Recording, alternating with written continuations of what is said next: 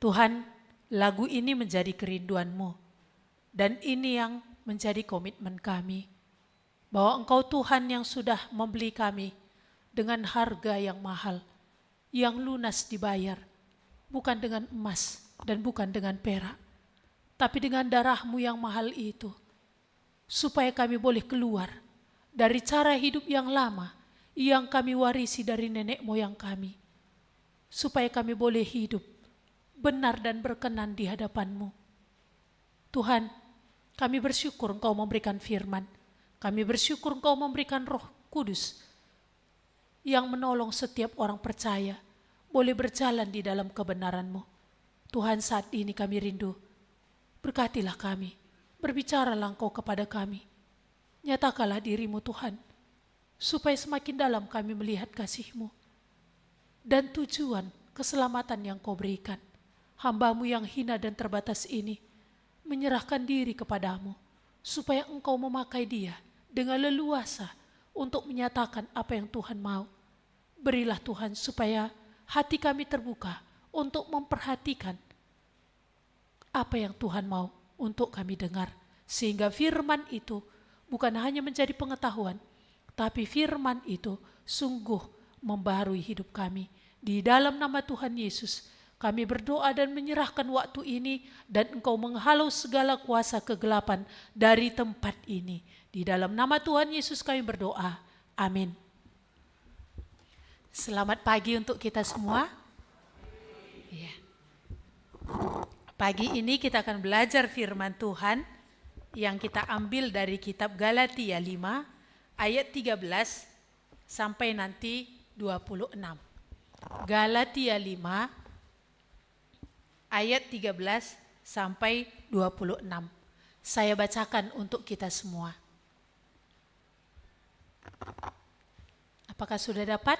Galatia 5 ayat 13 sampai 26. Saudara-saudara, memang kamu telah dipanggil untuk merdeka. Tetapi janganlah kamu pergunakan kemerdekaan itu sebagai kesempatan untuk kehidupan dalam dosa. Melainkan layanilah seorang akan yang lain oleh kasih. Sebab seluruh hukum Taurat tercantum dalam satu firman ini, yaitu kasihilah sesamamu manusia seperti dirimu sendiri. Tetapi jikalau kamu saling menggigit dan saling menelan, awaslah supaya jangan kamu saling membinasakan. Maksudku ialah, hiduplah oleh Roh, maka kamu tidak akan menuruti keinginan daging. Sebab keinginan daging berlawanan dengan keinginan roh, dan keinginan roh berlawanan dengan keinginan daging. Karena keduanya bertentangan, sehingga kamu setiap kali tidak melakukan apa yang kamu kehendaki. Akan tetapi jikalau kamu memberi dirimu dipimpin oleh roh, maka kamu tidak hidup di bawah hukum Taurat. Perbuatan daging telah nyata, yaitu percabulan, kecemaran, hawa nafsu, penyembahan berhala, sihir, perseteruan, perselisihan, iri hati, amarah, kepentingan diri sendiri, percideraan, roh pemecah, kedengkian, kemabukan, pesta pora dan sebagainya. Terhadap semuanya itu kuperingatkan kamu, seperti yang telah kubuat dahulu, bahwa barang siapa melakukan hal-hal demikian, ia tidak akan mendapat bagian dalam kerajaan Allah.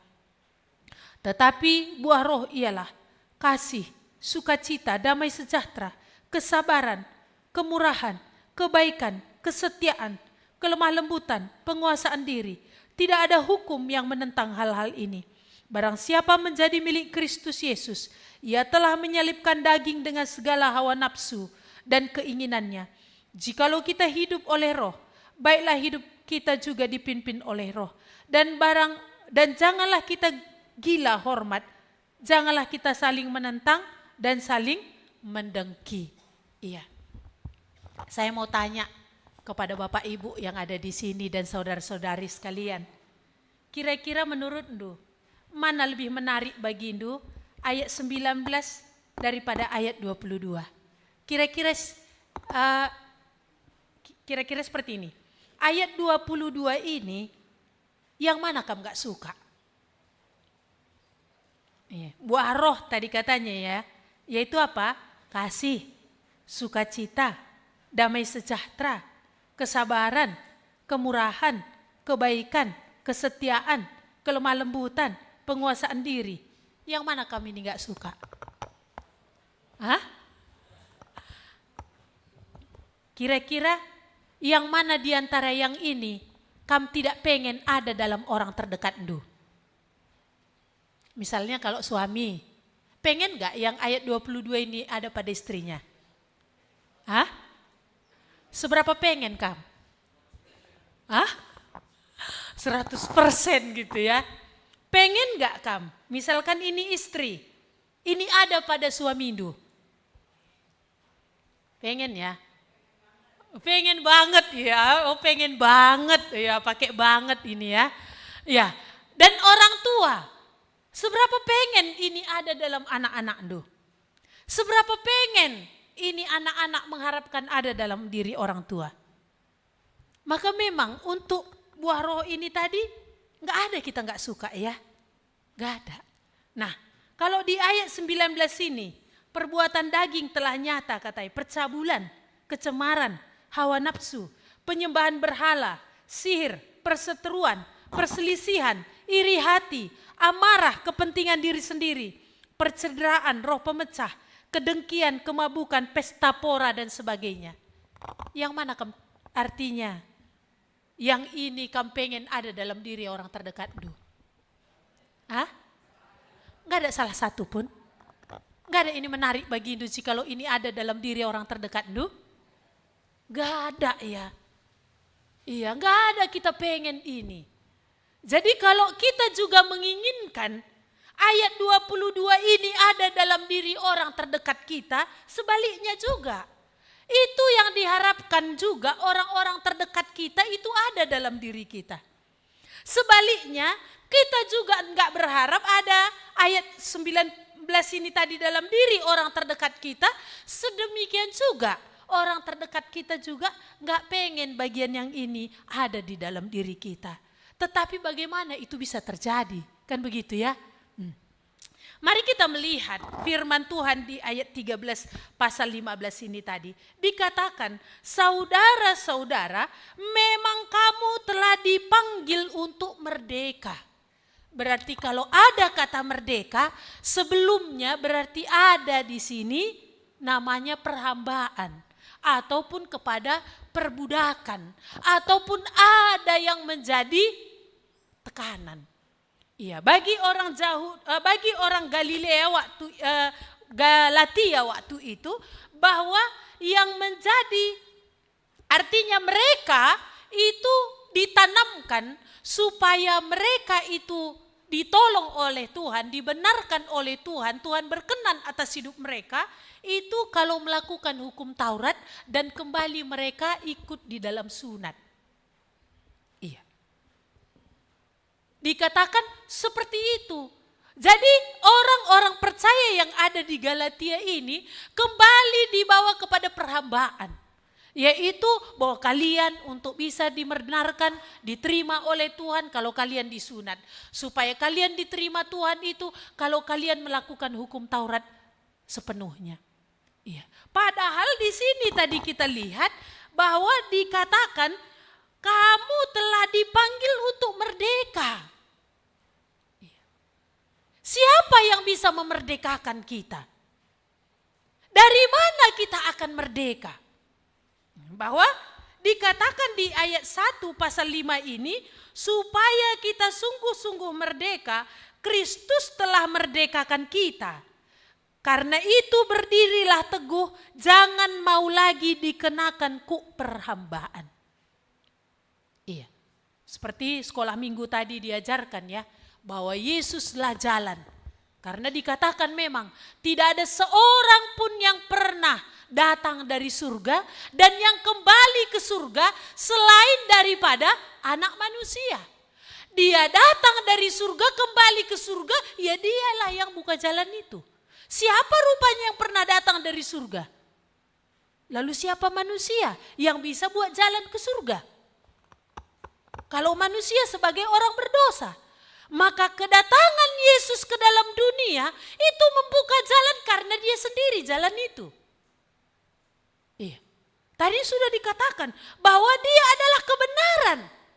Iya, 1 on di Medan sama 1 on di Jakarta sama 1 on di seluruh dunia. Ini kebenaran. Artinya apa? Sama dimanapun. Dan gak bisa digeser. Iya. Tetap itu 1 on itu berapa garis, kan begitu ya. 1 kilo itu berapa on. Yesus kebenaran, coba periksa. Bahwa apa? Apa yang dosa yang pernah dia lakukan? Musa dicatat kesalahannya. Daud dicatat kesalahannya. Semua dicatat kesalahannya. Tetapi Yesus dalam hal apa dia berdosa? Makin dicari-cari dosanya, makin muncul dia menyatakan yang benar itu, bahwa dialah benar itu. Maka dia kebenaran. Dan dikatakan tadi bahwa dia adalah hidup. Karena memang dia pemberi hidup. Karena yang mati dia bisa hidupkan. Dan dia mati dia bangkit. Iya. Kan dia bukan cuma ngomong doang kan gitu ya. Tetapi dia buktikan. Ketika dia bilang dia jalan, dia memang datang dari surga. Kembali ke surga. Ketika dia katakan dia kebenaran, maka memang dia buktikan. Apa coba dosa yang dia buat? Apa yang salah dia kerjakan? Dia ada di antara perempuan berdosa, tapi dia tidak ikut berzina. Teman-temannya pemungut cukai, tetapi dia tidak ikut menjadi penipu. Dia benar. Dan dia hidup karena memang dia sumber hidup itu. Memberikan kehidupan, kita lihat dalam diri Lazarus yang sudah mati. Dikubur 4 hari, bahkan dia bangkit dari antara orang mati. Maka di sini tadi dikatakan apa? Supaya kita sungguh-sungguh merdeka. Yesus yang adalah jalan kebenaran dan hidup ini datang. Tujuannya untuk memerdekakan. Ini kabar baik atau kabar buruk? Siapa rupanya manusia tidak ada diperbudak? Coba. Walaupun macam-macam perbudakan ini. Kalau orang Yahudi secara umum yang memperbudak kita itu apa? Dosa dan juga kegelapan.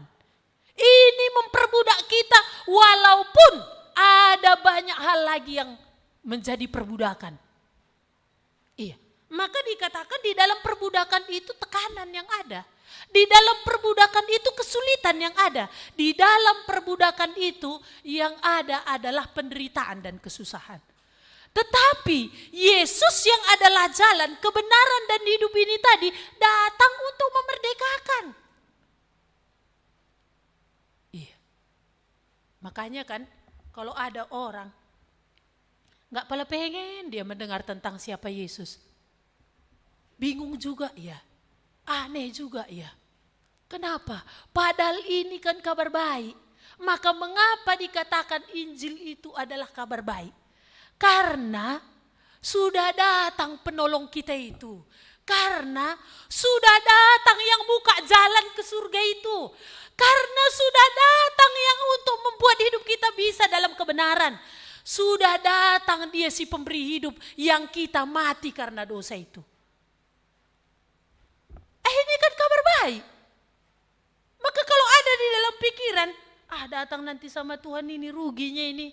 Datang sama Tuhan ini susah ini. Kira-kira itu dari siapa pikiran itu menurutmu? Dari dulu ya, si iblis itu kerjanya nipu loh. Dari dulu. Yang ditipunya siapa coba? Nenek moyang kita yang Tuhan ciptakan waktu itu sempurna loh. Dengan segala kelicikannya dan kelihayannya dalam berkata-kata, dia bisa menipu nenek moyang kita itu. Iya. Jadi si penipu ini dengan kecerdikannya itu terus akan memberikan argumen-argumen kalau itu nanti menentang firman Tuhan itu sudah berasal dari kegelapan. Kalau ada sesuatu firman, lalu gimana juga ya kalau aku gak tahu firman Tuhan, dari mana aku tahu ini menentang kebenaran atau tidak? Makanya perlu dengar firman Tuhan. Coba kalau gak dengar firman Tuhan, mana tahu kita itu sedang diperhadapkan untuk melawan Tuhan atau tidak. Maka di sini tadi firman Tuhan katakan, kamu telah dimerdekakan. Sungguh-sungguh Di dalam siapa kita akan memperoleh kemerdekaan? Di dalam Kristus. Maka apa? Keselamatan itu bukan lagi karena seseorang melakukan hukum Taurat. Karena daging ini gak sanggup. Di dalam keberdosaan, di dalam mati secara rohani, daging ini gak sanggup melakukan hukum Taurat. Daging ini gak sanggup melakukan kebenaran Tuhan. Gak sanggup. Maka untuk itu Yesus datang. Si pemberi hidup ini datang. Karena keberadaan kita di dalam dosa mati secara rohani, dia memberi dirinya mati supaya kita hidup. Maka kita tidak lagi diperhamba oleh hukum Taurat. Bahwa kalau, ya dulu kan mungkin, ya dalam kekristenan yang dulu gitu kan sekedar agama, kalau lakukan perbuatan baik, kalau lakukan persembahan, kalau rajin kita beribadah, kita akan dibenarkan di hadapan Allah. Bukan itu yang membenarkan kita di hadapan Allah. Tetapi apa? Yesus tadi. Dialah jalan kebenaran dan hidup tadi. Di dalam dialah kita tidak lagi dikenakan perhambaan. Kalau kau lakukan hukum Taurat maka kau akan diterima oleh Allah. Lalu ada orang akhirnya begini. Memang enak kali Kristen itu. Cukup percaya kepada Yesus, seperti tadi ya yang dikatakan, cukup percaya kepada Yesus, dosa diampuni, hidup merdeka, akan masuk ke surga. Lalu ada orang bilang, kalau gitu suka-suka dong. Kalau gitu, ya kalau udah Yesus bayar, hidup ini ya suka-suka lah. Inilah yang ditentang oleh Paulus, pemahaman yang sedemikian.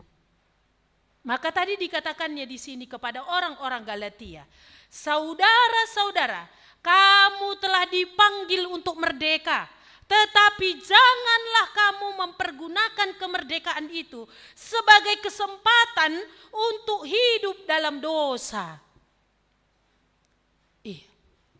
Jadi kalau kita diselamatkan karena Kristus yang sudah membayar di atas kayu salib, di dalam dialah kita ditebus dan dimerdekakan. Di dalam dia kita diselamatkan.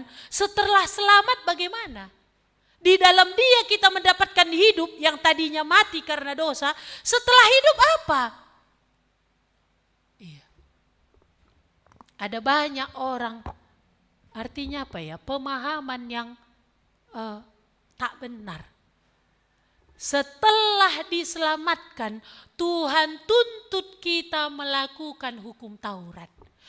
Dengan melakukan hukum Taurat itu bukan lagi untuk mendapatkan keselamatan. Tetapi Tuhan mau kita hidup melakukan hukum Taurat tadi.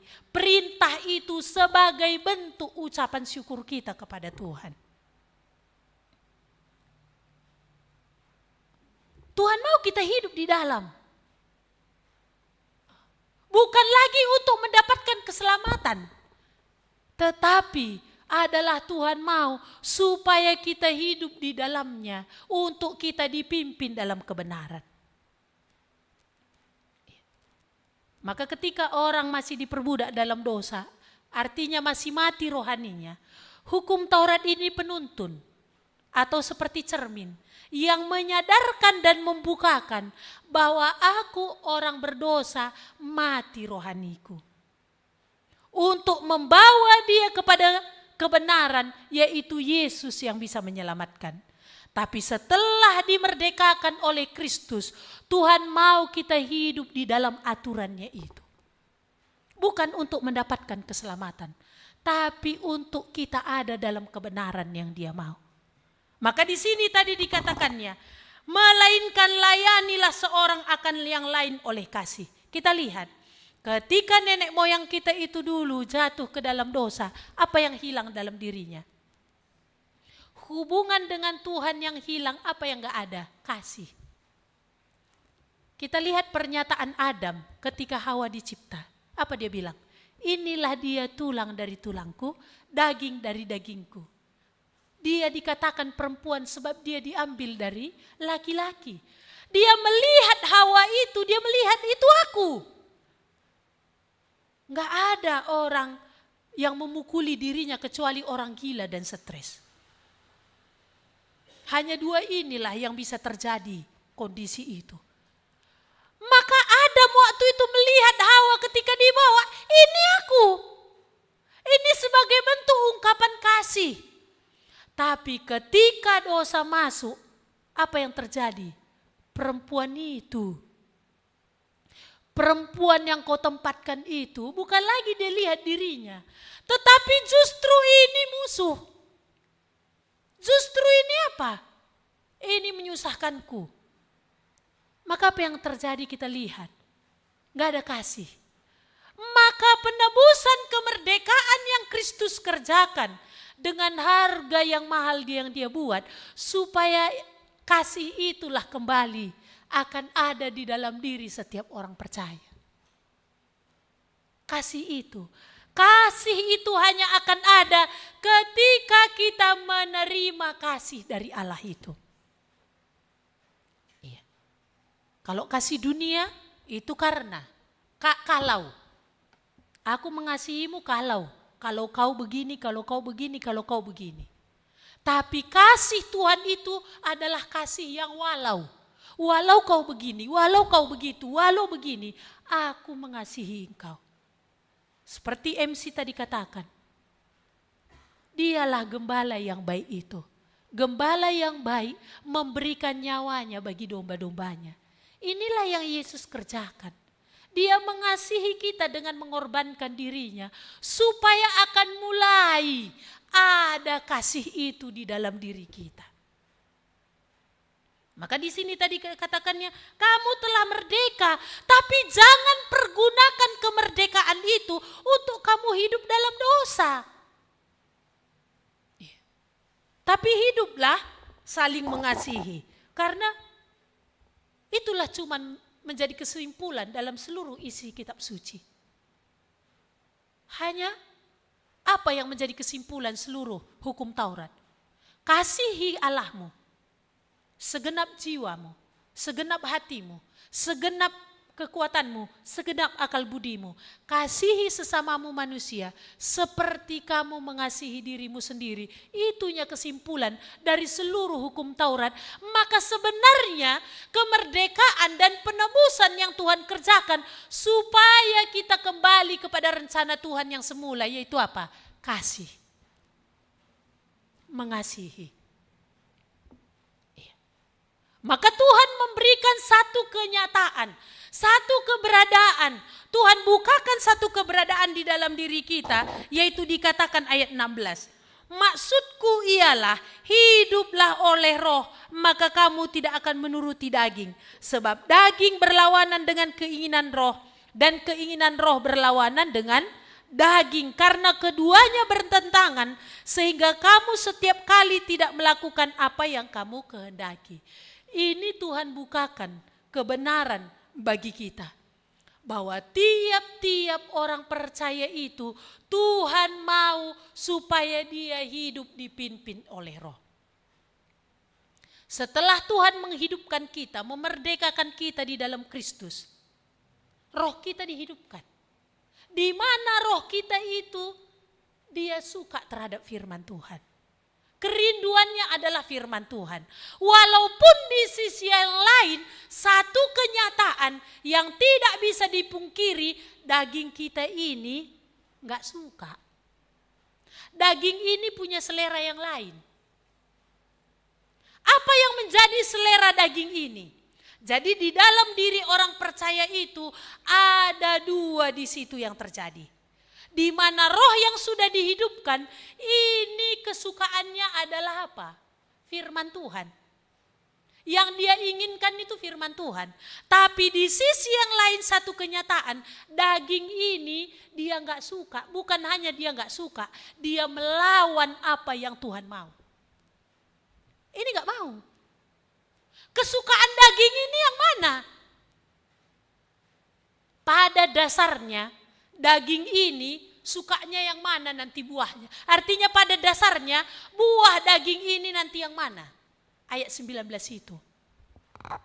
Itu apa? Percabulan, kecemaran, hawa nafsu, penyembahan berhala, sihir, perseteruan, dan seterusnya. Itu maunya daging. Tetapi Tuhan katakan, kamu udah dimerdekakan bukan lagi untuk mengikuti dagingmu. Kamu sudah ditebus untuk keluar dari cara hidup nenek moyangmu. Cara hidup nenek moyang kita yang kayak mana? Yang tadi daging itu. Kamu udah ditebus dari sana supaya kamu hidup dipimpin oleh Roh. Maka nanti kita lihat, ini bukan artinya ini satu hal yang Tuhan bukakan. Bahwa apa? Daging ini akan melawan terus apa yang Tuhan mau. Dan Tuhan pun gak suka apa yang daging mau. Maka ini satu pertempuran yang terus ada di dalam diri orang percaya itu. Di mana kekuatan orang percaya itu untuk menang adalah apa?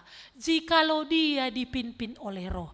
Jikalau dia ikut apa kata Roh. Jikalau dia memilih apa yang Roh bilang, ya tentu firman Tuhan. Mari kita melihat dalam kitab Roma. Roma 8 ayat yang ke-5.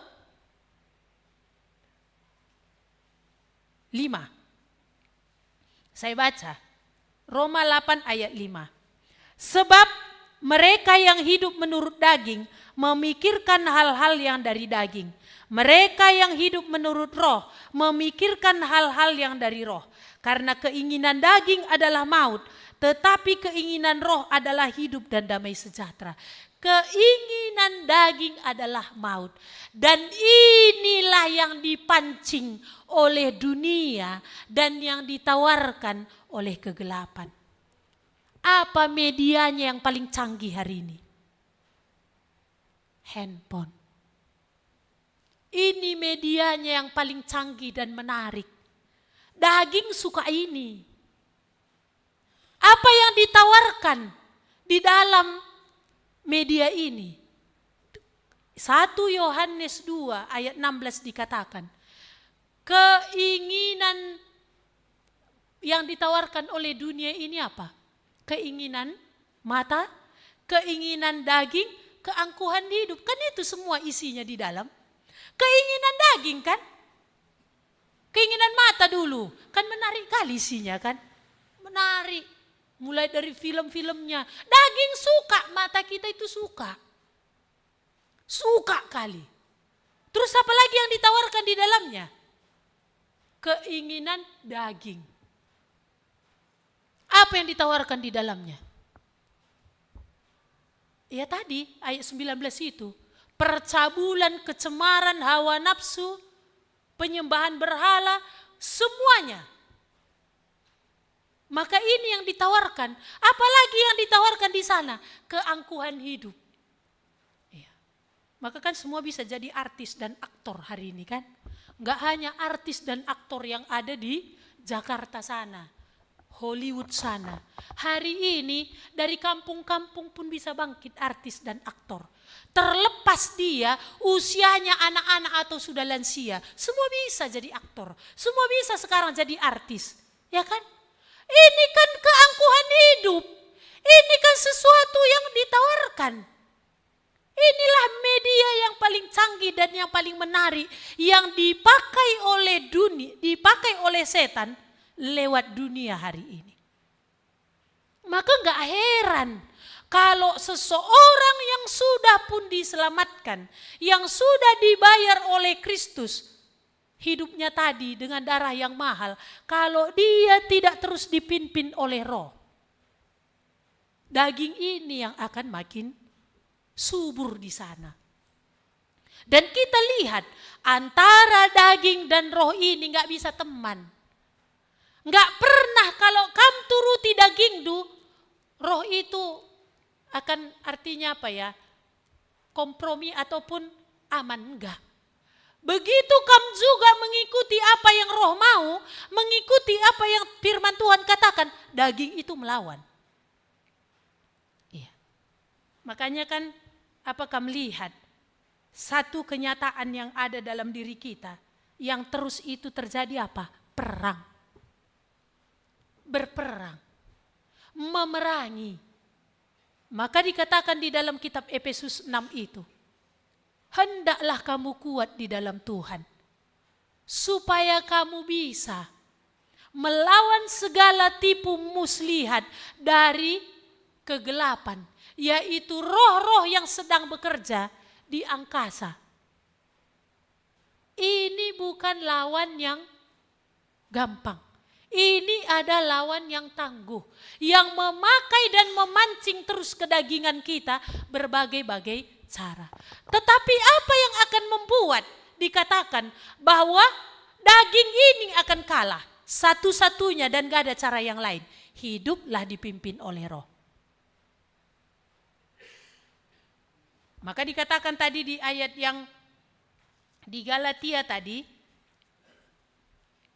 mari kita melihat.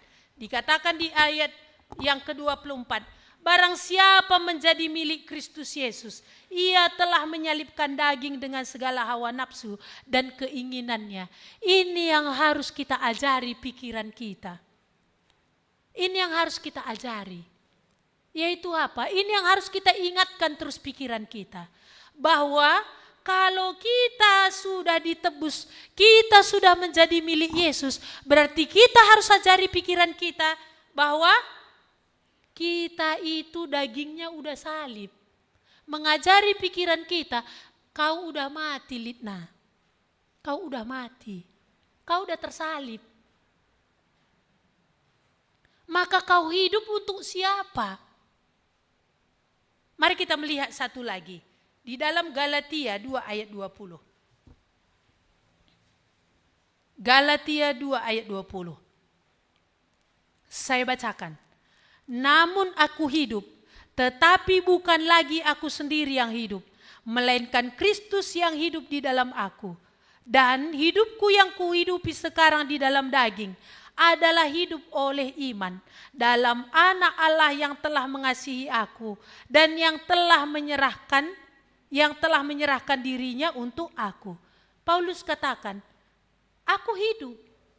Tapi dia bilang, tapi bukan lagi aku yang hidup, melainkan Kristus yang hidup di dalam aku. Paulus pun mengajari dirinya bahwa apa? Hidup yang kuhidupi sekarang itu hidup yang sudah dibeli. Itu hidup milik Kristus. Dan apa? Kamu sudah tersalib. Maka kalau kita lihat tadi, ini terus akan mau melawan tadi apa yang Tuhan mau dalam hidup kita. Gak usah dulu heran. Iya. Di awal aja itu kan sering itu diingatkan bagi kita ya. Dibangun pagi, kalau daging ditanya daging bilang apa? Ini hal simpel ya. Kalau daging lah ditanya dia maunya apa? Maunya tidur lagi. Maunya bermalas-malasan, lalu datang ayam goreng, bermalas-malasan, lalu tersedia semuanya. Kan itu daging mau ya, maunya kerjanya gak sulit-sulit kali, tetapi apa? Uang masuknya jelas gitu ya. Maunya apa? Gak usah pala-pala berjuang kali di dalam bekerja ini, tetapi jabatan naik lagi. Kan itu kalau daging tanya kan. Maunya santai, enak, malas-malasan, maunya diladeni, akunya maunya besar, kemana-mana maunya dibilang, jekam kundul, enda kursindu, enda. Nah, gitu kan, daging maunya itu kan. Lalu maunya daging apa lagi? Kalau satu pesta itu maunya dispesialkan makanannya. Maunya apa? Orang kayaknya mengayak sama dia, datang sama dia, salam. Kalau daging ditanya itu dia mau. Diladeni layaknya seperti raja. Tetapi apa? Ini bertentangan dengan apa yang Tuhan mau. Maka ini hanya akan mati Tuhan bilang. Ini harus kau pandang mati, ini harus kau pandang sudah mati. Maka Tuhan katakan hiduplah dipimpin oleh roh.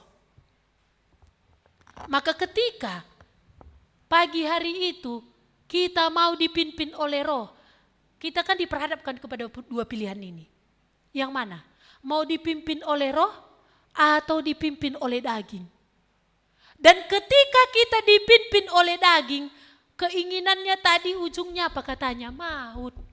Makanya orang yang sudah ditebus oleh Kristus itu, ketika dia turut apa yang daging mau, tertekan dia. Tertekan dia, gelisah dia. Itu menjadi satu tekanan yang besar.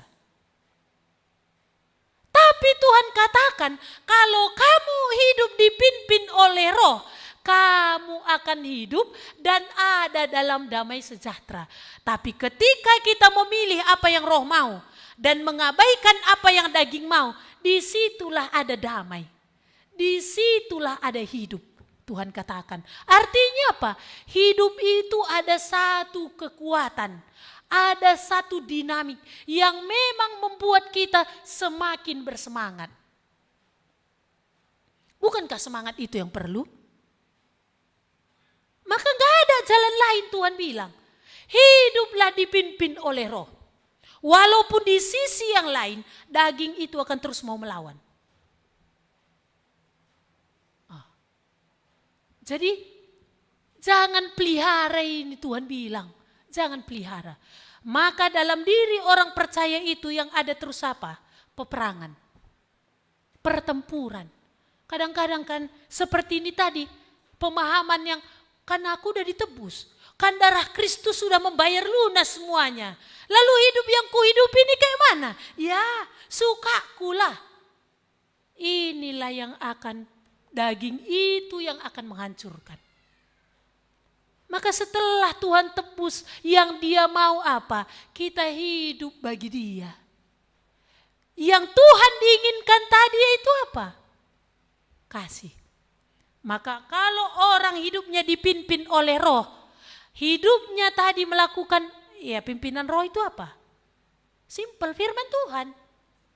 Firman Tuhan. Hidup dipimpin oleh firman Tuhan, apa nanti buahnya dikatakan? Kasih. Maka kalau seseorang yang sudah dewasa secara rohani, bukan ukurannya berapa tahun kamu bertobat. Berapa tahun kamu sudah datang kepada Kristus, bukan. Kerohanian seseorang itu nanti terlihat ukurannya apa? Apakah buah dalam hidupnya makin nampak kasih ini? Makin nampak kasih ini. Maka ketika kasih tadi yang ada, itu yang akan membuat semakin apa? Dikatakan tadi ada sukacita.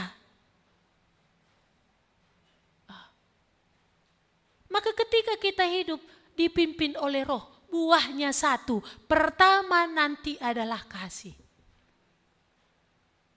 Ya walaupun dikatakan untuk ini tadi kita harus apa? Menekan, menyangkal diri. Sebenarnya masalah terbesar itu bukan kali karena di luar itu. Karena diri kita ini yang kita gak mau ini makin turun. Aku ini, si aku. Aku tenda lah kita tersalib. Aku kita ini kita gak mau tersalib. Iya.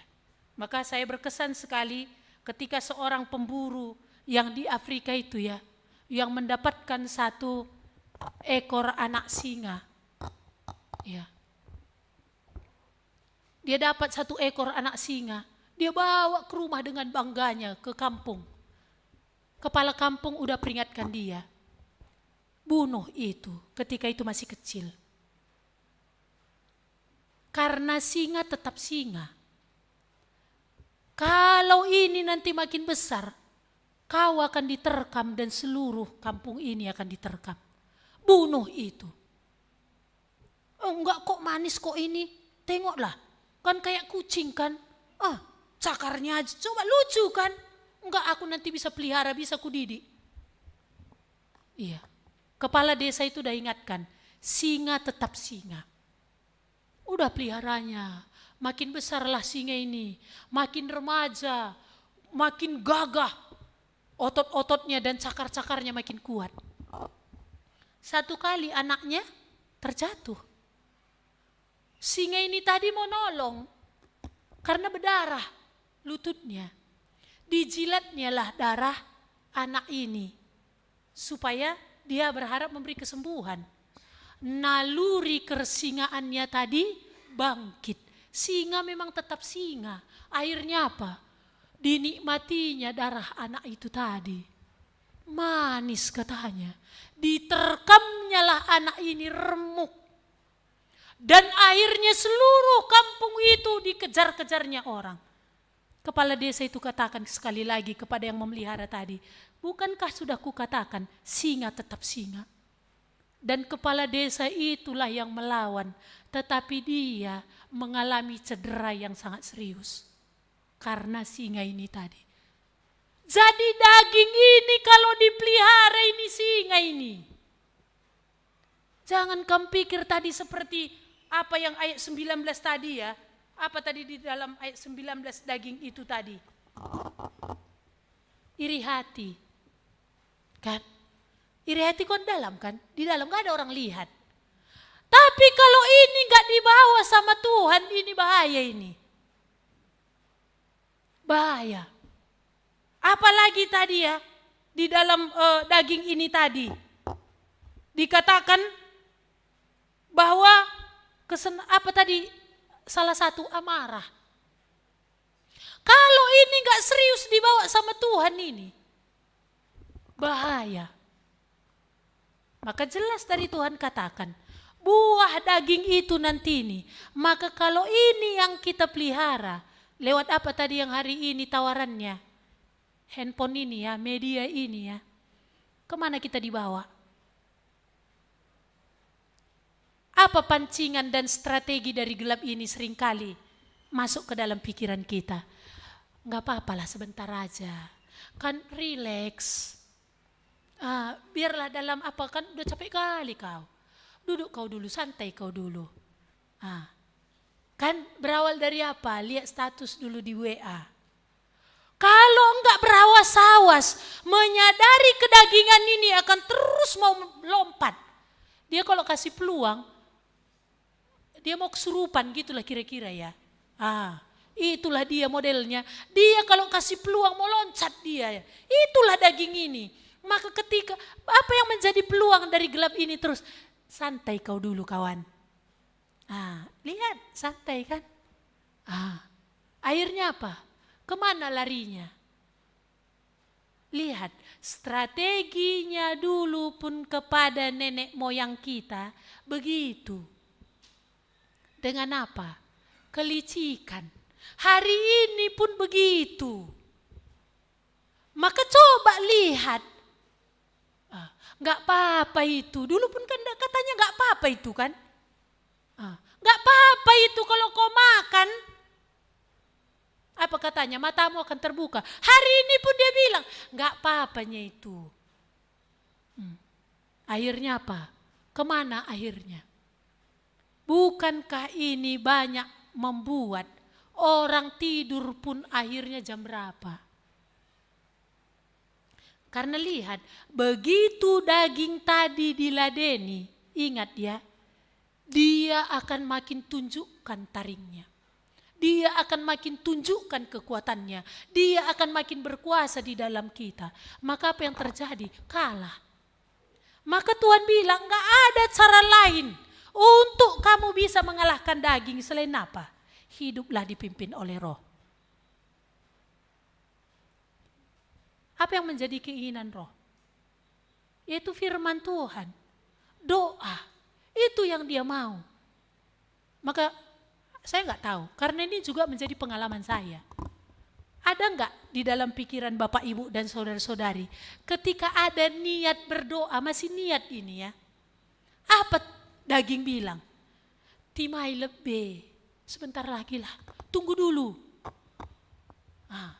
Tapi kalau untuk yang lain, untuk menyuburkan daging, apa katanya lagi? Gak apa-apa. Kalau yang ini gak apa-apa, tapi kalau yang ini, tunggu dulu sebentar lagi. Mau saat teduh pun tunggu dulu, nanti tuh, kau kerjakan dulu ini, lakukan ini itu. Supaya apa? Supaya daging ini kita ladeni. Sehingga apa? Dia yang makin subur. Iya. Saya terkesan dengan apa yang John Owen itu katakan ya, hamba Tuhan itu. Dia bilang apa? Matikan dosa itu sebelum dosa itu mematikan kamu. Maka jangan pelihara kebencian itu. Kadang-kadang iblis ini tanamkan apa? Lo terbahan katanya. Mana terbikin itu, enak kali dia. Kakak saya yang paling tua, kemarin waktu KKR di kampung itu, yang Tuhan bukakan salah satu apa? Kepahitannya terhadap bapak. Bapak kami udah dikubur loh. Udah tinggal tulang belulang. Karena dia dikubur 2004 tahun yang lalu. Sekitar 21 tahun yang lalu bapak saya sudah dikebumikan. Tapi dia tidak sadar, di KKR itulah terbuka bagi dia, rupanya itu menjadi satu yang terkubur dalam kepahitan terhadap bapak. Waktu itu bapak ini berjudi, dia masih anak-anak. Bapak ini bilang, gorengkan sambal. Namanya anak-anak kalau nggak diajari, nggak tahu dia kan, gorengkan sambal, gorengkan cabai katanya. Anak-anak dia nih, lalu dalam idenya sendiri, diuleknya lah cabai itu digorengnya beneran. Datang bapak ini mau pulang main judi karena lapar.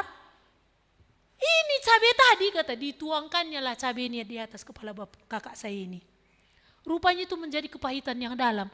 Ketika itu Tuhan bukakan, pundaknya ini sesak dia rasa. Menjadi satu yang begitu berat. Sampai dia nangis itu terseduh-seduh. Ketika dia ingat perlakuan bapak itu dulu, pahit kurasa katanya. Rupanya apa? Tanpa dia sadari, itu yang membuat dia, suaminya dia tekan. Enggak ada yang boleh berkutik di depannya. Karena dia mengalami satu kepahitan yang dalam perlakuan bapak itu, dia tanpa sadari menekan suami dan anak-anaknya. Anaknya nomor 2, satu-satunya laki-laki. Dia harapkan akan menjadi pembawa martabat keluarga. Jadi dia bentuk anaknya ini supaya rajin belajar, sekolah di terbaik. Anaknya ini seleranya berbeda. Apa yang dia lakukan ketika SMP? Ikatnya anaknya ini, bawanya ke hutan Bogor sana. Diletakkannya di tengah hutan lalu dia pergi. Dan itu rupanya menjadi satu kepahitan yang dalam diri anaknya ini. Enggak ada belas kasihnya sama mamanya ini. Maka kita lihat tadi di sini apa? Enggak selesai dari kepahitan. Itu yang membuat rupanya dia menjadi orang yang kejam. Maka dia kejam. Enggak ada belas kasihannya sama orang. Suaminya udah nanti kerja 1, 2, 3. Salah lalap. Terakhirnya memang udah enggak punya ide lagi. Enggak ada inisiatif lagi. Harus diarahkan. Padahal sebelum sama kakak saya ini, pintar. Sekolah pintar. Setelah sama kakak saya ini, gak ada ide. Kenapa? Kejam. Disitulah dia sadar, dia bilang, rupanya kekejamanku ini yang terjadi hari ini, karena aku menerima kekejaman dari bapakku. Dan kepahitan itu sudah di dalam. Maka firman Tuhan katakan bahwa apa? Ketika kamu sudah dipulihkan dan disembuhkan, supaya kamu bisa memulihkan orang dan bisa menyembuhkan orang. Maka rupanya itu tanpa dia sadari. Kenapa kemarahannya luar biasa? Kepahitannya di masa lalu. Tapi ketika itu dia bawa kepada Tuhan sampai dia bilang, Tuhanlah tertahanku gitu ya. Pahit kali kurasa dibuat bapak itu Tuhan. Tapi dia bilang, seperti engkau mengampuni bapakku itu, aku memberikan pengampunan kepada dia. Itulah yang membuat dia akhirnya berinisiatif nelpon suaminya. Dan dia minta maaf. Aku udah kejam sama bapak selama ini.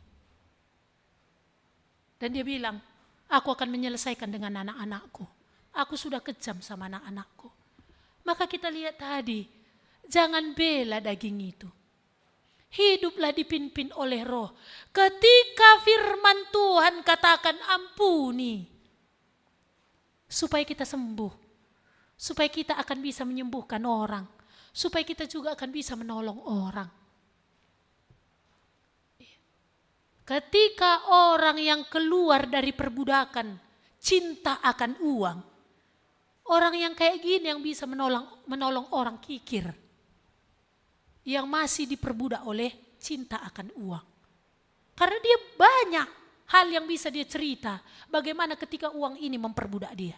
Maka dikatakan tadi di sini, hiduplah dipimpin oleh roh, maka kamu akan mematikan perbuatan-perbuatan daging. Tidak ada jalan lain. Daging ini kalah hanya satu, ketika kita melawan daging ini terus. Yang ditawarkan oleh banyak hal dari dunia dan juga dari kegelapan ini. Pancingannya mata, keinginan hati, keangkuhan hidup. Enggak ada cara lain. Siapapun dia, mau jemaat, mau hamba Tuhan, kalau dia tidak hidup dipimpin oleh roh, maka daging itu yang akan mematikan. Iya. Maka dikatakan tadi, hiduplah oleh roh, maka kamu akan hidup. Hendaklah kamu dipimpin oleh roh, maka kamu akan hidup dan memiliki damai sejahtera. Karena keinginan daging adalah maut. Maka gak heran, kadang nanti bisa kita terkejut. Kenapa dia sudah pernah datang kepada Tuhan, tapi mengapa kok jadi seperti itu, depresi? Gak selesai dari kepahitan. Kenapa orang yang sudah datang kepada Tuhan akhirnya jatuh dalam percabulan?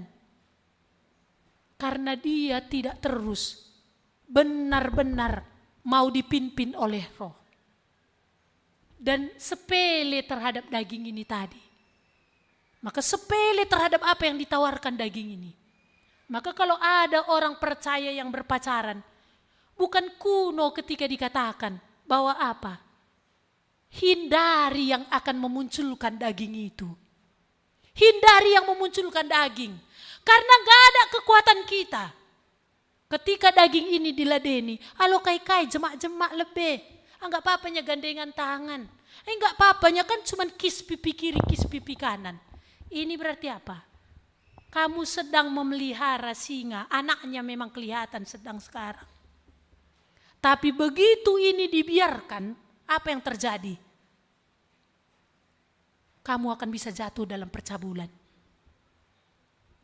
Bisa jatuh di dalam perzinahan. Maka jangan ladeni kalau ada cat-cat yang bukan suami kita, bukan istri kita. Mejilenaring kam gundari katanya kan. Oh itu apa teman SMA. Oh suamiku gak pernah puji aku, gak apa-apa lah ladeni, makasih ya. Buat lagi emoticon kan. Emoticon yang mana itu? Love gitu kan. Ah teman lamanya ini, kompaknya aku dulu SMA.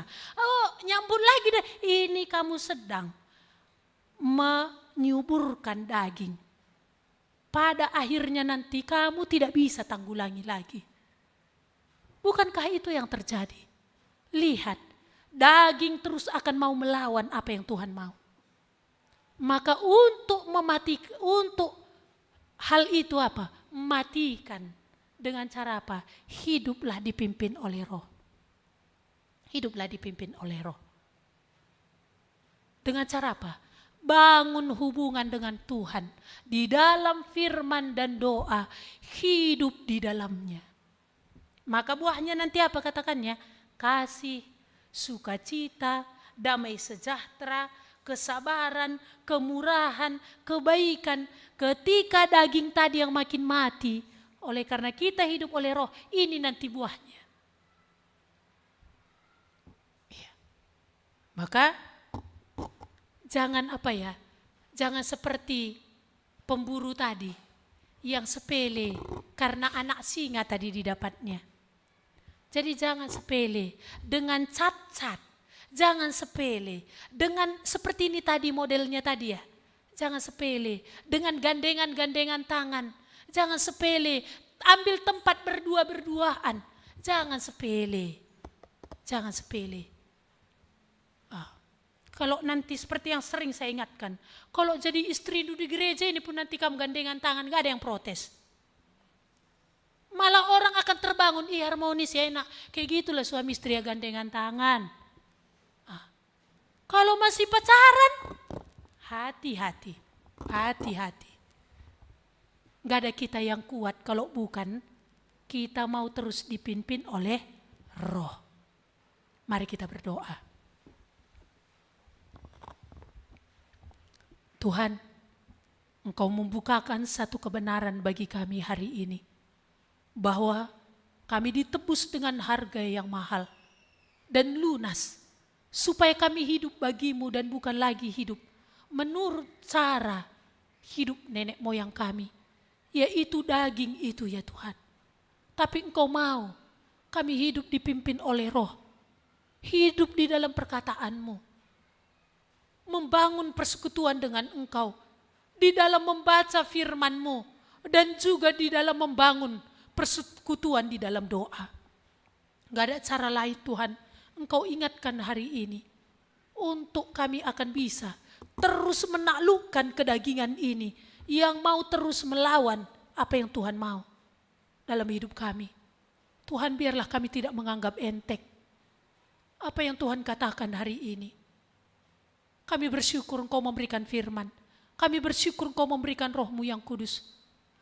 Biarlah ya Tuhan kami makin menyadari ketidakberdayaan. Makin kami sadari kelemahan kami.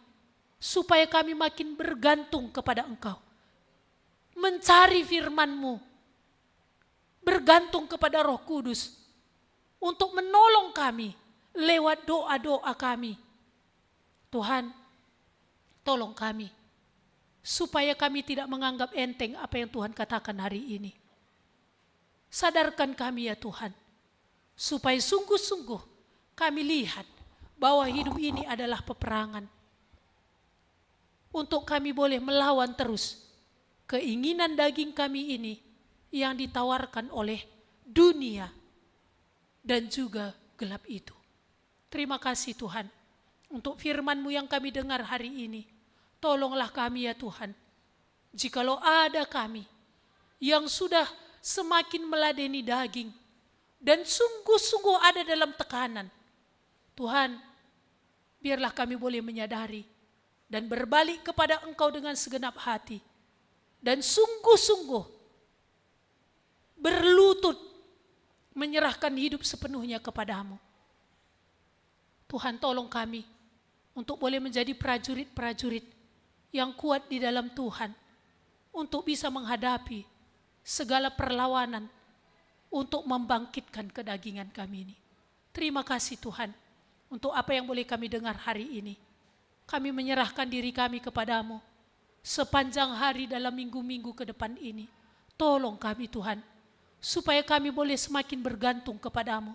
Semakin mencari wajah-Mu. Mencari firman-Mu. Dan boleh hidup di dalamnya. Terpujilah Engkau Allah kami yang hidup. Di dalam satu nama. Yesus Kristus kami berdoa. Amin. Kepada Allah beri puji.